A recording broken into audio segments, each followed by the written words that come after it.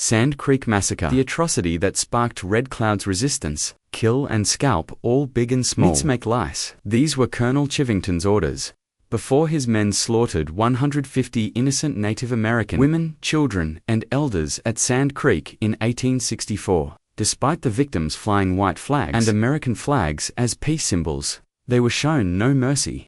The U.S. soldiers even mutilated the bodies afterward. When news of this atrocity reached the Lakota chief, Red Cloud, something changed in him forever. The origins of the Sioux Nation, first contacts, and cultural foundations, 1500s to 1700s, to understand the conflict that would eventually transform Red Cloud from a tribal war chief into a military strategist who defeated the United States Army. We must first journey back to the earliest days of the Sioux Nation. The Sand Creek Massacre was not an isolated incident, but the culmination of centuries of cultural collision that began long before the United States even existed. In the early 1500s, the tribes of the Council of Seven Fires migrated northward, establishing settlements in the dense forests of what would later become northern Minnesota. These woodland people lived in relative isolation, their primary conflicts occurring with neighboring Algonquin tribes. To their east, however, their most formidable adversaries proved to be the Chippewa people, who dubbed these newcomers Sioux, a term often translated as little snakes or used to describe serpentine movements. They move through the forest like water between stones, a Chippewa elder reportedly said of their new neighbors.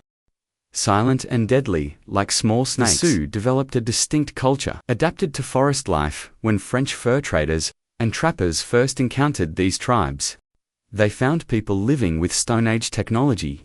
The Sioux crafted tools from stone and animal bone, practiced body painting as their primary art form, and hunted with bows and arrows and spears.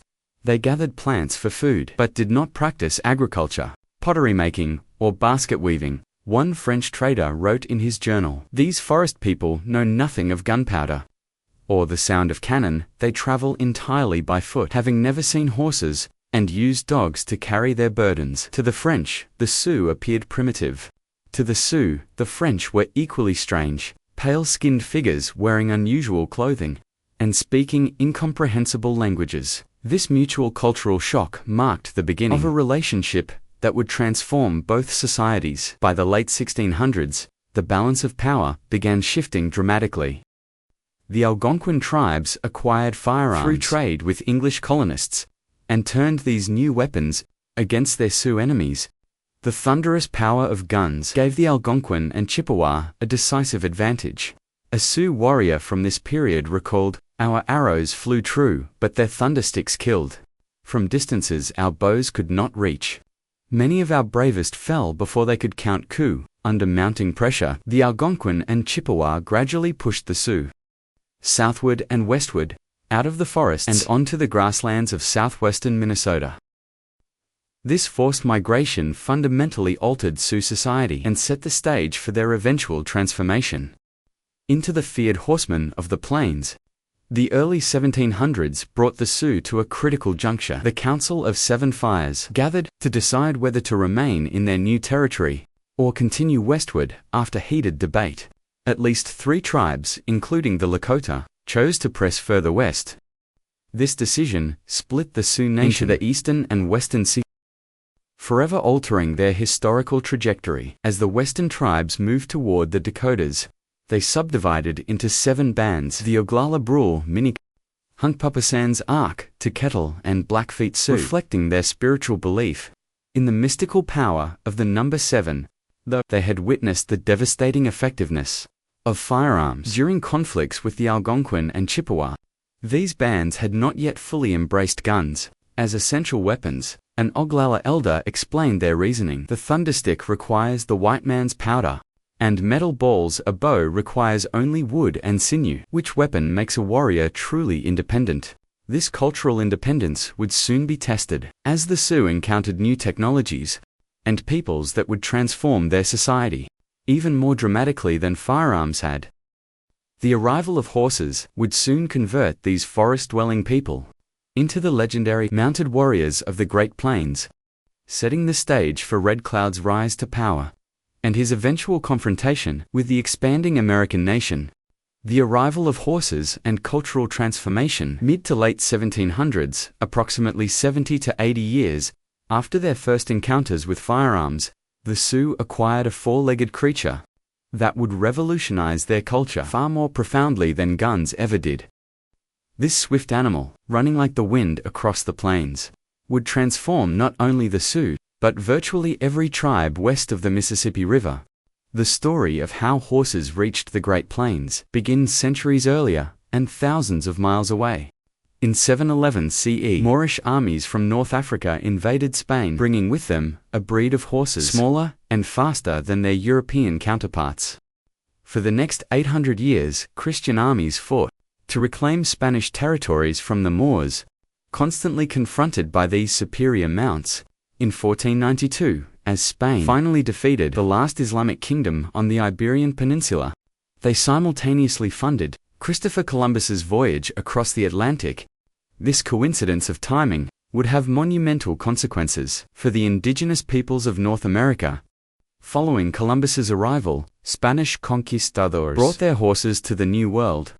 During their rapid conquests, a Spanish chronicler noted, "Our horses strike terror in the hearts of the natives. They believe horse and rider to be a single beast, like the centaurs of ancient myth." As Spanish colonization pushed northward from Mexico into the vast territory stretching from the Mississippi River to the Pacific Ocean, they brought their equine companions with them. The Spanish regime was brutal, enslaving native populations and forcing conversion to Christianity through violence and intimidation.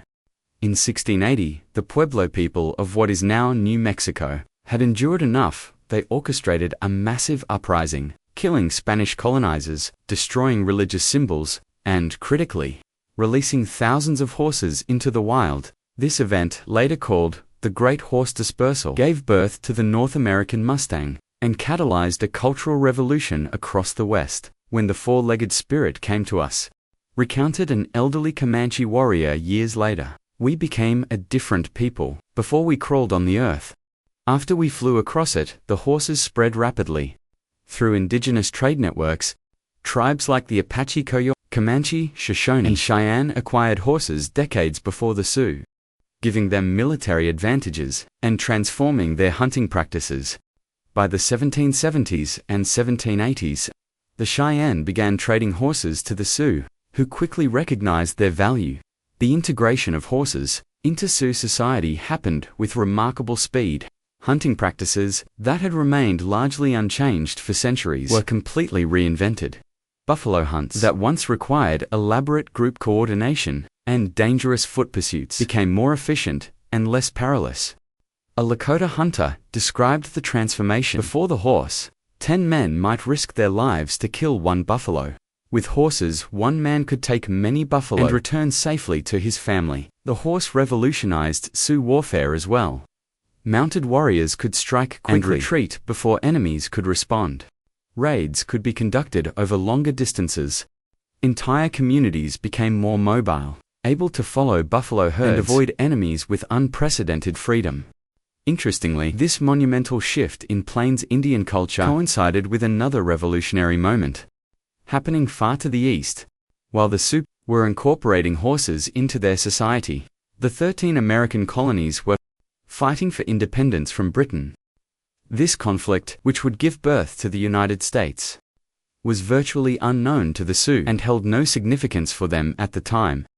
This parallel development of two distinct cultures, one embracing an animal that would define their way of life, the other forming a nation that would eventually threaten that very existence, represents one of history's most consequential coincidences. Sioux had no way of knowing that the distant conflict on the eastern seaboard would eventually produce a nation whose westward expansion would threaten everything they were building for now. The horse was transforming them into one of the most formidable indigenous forces on the continent, creating the cultural foundation from which leaders like Red Cloud would eventually emerge. The rise of Red Cloud, early 1800s, mid-1850s. The night sky erupted with streaks of light as Lone Man, a brutal Lakota warrior, stood transfixed alongside his fellow tribesmen, The meteor shower of early May 1821 painted the heavens with fire, a sign the elders interpreted as powerful medicine.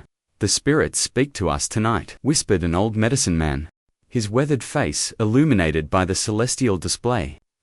"They prepare us for something great." Days later, Lone Man's wife gave birth to their first son, looking down at the infant with eyes that seemed to reflect the recent fire in the sky. Lone Man declared he will be called Red Cloud, for he was born under the burning stars. None could have known this child would one day become the most formidable military leader the Lakota had ever produced, a man who would accomplish what many thought impossible. Red Cloud's early years were marked by hardship. In 1825, when the boy was just 4 years old, his father succumbed to alcohol addiction, a growing problem introduced by white traders. His mother gathered her 3 children and returned to her Oglala band, where her relative Old Smoke served as chief. "Your father's path ended in darkness," Old Smoke told young Red Cloud one evening, "beside the council fire, but you need not follow it. I will show you a warrior's way." Old Smoke and his brother White Hawk became Red Cloud's surrogate fathers. Under their guidance, the boy developed into a skilled hunter and warrior. He learned to fire arrows with deadly accuracy from horseback, a skill he practiced relentlessly. A Lakota warrior could loose half a dozen arrows in the time it took a white soldier to reload. His flintlock rifle hit the target again.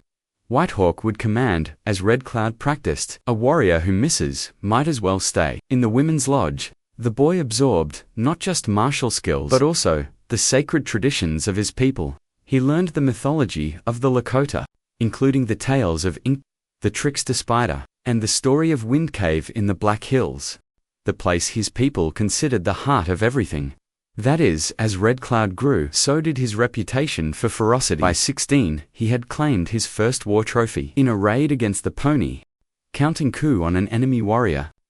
"I touched him with my lance before taking his scalp," Red Cloud boasted to his fellow young warriors. "He saw my face before he died." The young man grew tall and powerful, developing a commanding presence that others naturally followed. His raids against rival tribes became legendary for their success and brutality. When his uncle White Hawk was killed in battle, Red Cloud assumed leadership of the warrior society within the Oglala band. Despite his youth, in his early 20s, Red Cloud's position was challenged by a rival from another band.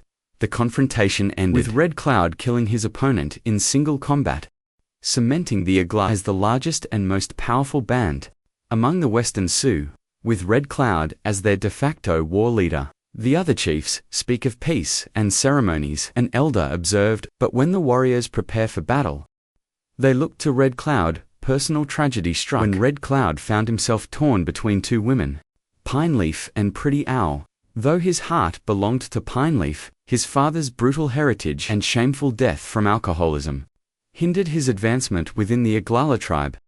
To strengthen his position, Red Cloud married Pretty Owl, who came from a more prestigious family. After the wedding ceremony, Red Cloud discovered that Pine Leaf, in her despair, had taken her own life. He carried this sorrow silently, channeling his grief into an even more determined leadership style. "I see you still look to the hills where she rests," Old Smoke said to him one day. "I look to all our lands," Red Cloud replied, "and I see strangers coming who do not respect them." By the 1840s, white migration across Lakota territory had increased dramatically. Wagon trains crossed the plains in growing numbers, following what the whites called the Oregon Trail, but what the Lakota knew as an invasion route, cutting through their hunting grounds. In 1848, the United States boldly declared sovereignty over all lands from the Atlantic to the Pacific, and from Canada to Mexico, territories that included the ancestral homes of hundreds of tribes who had never agreed to such claims.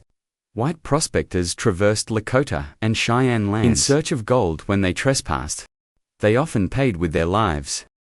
Migrants reported seeing human bones scattered across the prairie, grim warnings they chose to ignore. More disturbing to the Lakota were the white hunters who killed buffalo only for their hides, leaving the meat to rot on the plains. This wasteful practice not only threatened their food supply, but violated the sacred relationship between hunter and prey. They kill without thanks or prayer. Red Cloud told his warriors, they take only skin and leave the buffalo's spirit crying. This cannot continue. In 1849, the United States purchased a small trading post in eastern Wyoming, called Fort John, renaming it Fort Laramie. This military presence signaled a new phase in the American expansion. 2 years later, in 1851, a massive council was convened at Fort Laramie to negotiate treaties with the Northern Plains tribes. Nearly 10,000 indigenous people gathered, including 30-year-old Red Cloud, 20-year-old Sitting Bull, and 11-year-old Crazy Horse. 3 men whose names would become synonymous with resistance. The U.S. representatives acknowledged that white settlers were killing buffalo and destroying grasslands. They offered $50,000 annually as compensation for allowing passage and establishing small forts. In exchange, the tribes were asked to define their territorial boundaries and appoint representatives to negotiate with the government. During the council discussions, Red Cloud observed quietly as older chiefs responded to these proposals. They ask us to draw lines on the earth. One elder said, "How can one own the land? It would be like owning the air or the rain." Another chief added, "They want one voice to speak for all bands. But we are many voices, many fires. No one man can speak for all." Nevertheless, the chief signed the treaty. Viewing it more as a gift-giving ceremony than a binding agreement, they accepted the presents and returned to their territories, unaware of the legal implications. In the white man's world, tensions escalated in 1853 when conflict erupted between soldiers and a Lakota band called the near Fort Laramie, resulting in casualties on both sides. The following year, 30 white soldiers attacked a Lakota camp.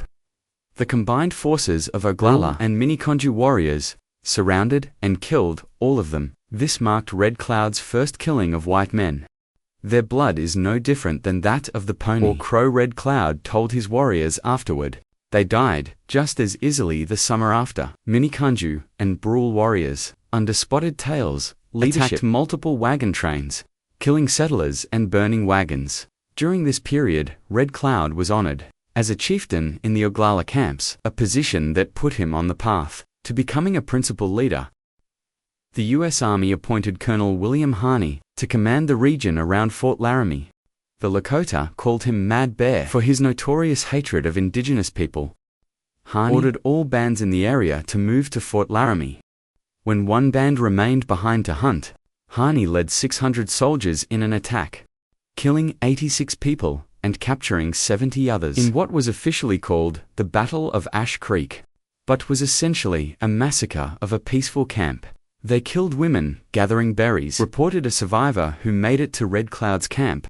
They shot children running to hide. This was no battle. The following spring, Harney nullified the 5-year-old Fort Laramie Treaty, ordering tribes to stay away from the Oregon Trail and declaring us ownership of the western half of North and South Dakota and Nebraska, including the sacred Black Hills. That autumn, Lakota messengers traveled to all Western Sioux bands with a message: prepare for a great council to unite against the white threat.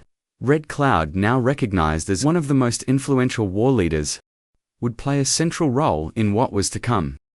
As he prepared for the council, Red Cloud looked toward the Black Hills, the heart of his people's world, and made a silent vow. Unlike his father, who had succumbed to the white man's alcohol, he would resist their encroachment. With every fiber of his being, the child born under a meteor shower was about to become the storm that would shake the American frontier to its core. The rise of resistance, late 1850s, mid-1860s, the August sun beat down mercilessly as thousands of Sioux warriors and their families converged along the Belfast River near Bear Butte in 1857. Tipis stretched for miles, smoke from countless cooking fires rising into the clear Dakota sky. 3/4 of the Western Sioux Nation had answered the call to council, the largest gathering in a generation. Red Cloud, now a formidable war chief in his mid-30s, rode through the massive encampment on his favorite warhorse, a spotted Mustang captured from the Crow. His face, weathered by years of plains warfare, remained impassive as he nodded to warriors from distant bands. The air hummed with tension as he dismounted near the central council fire. Inside the great council lodge, over 100 chiefs and war leaders sat in concentric circles,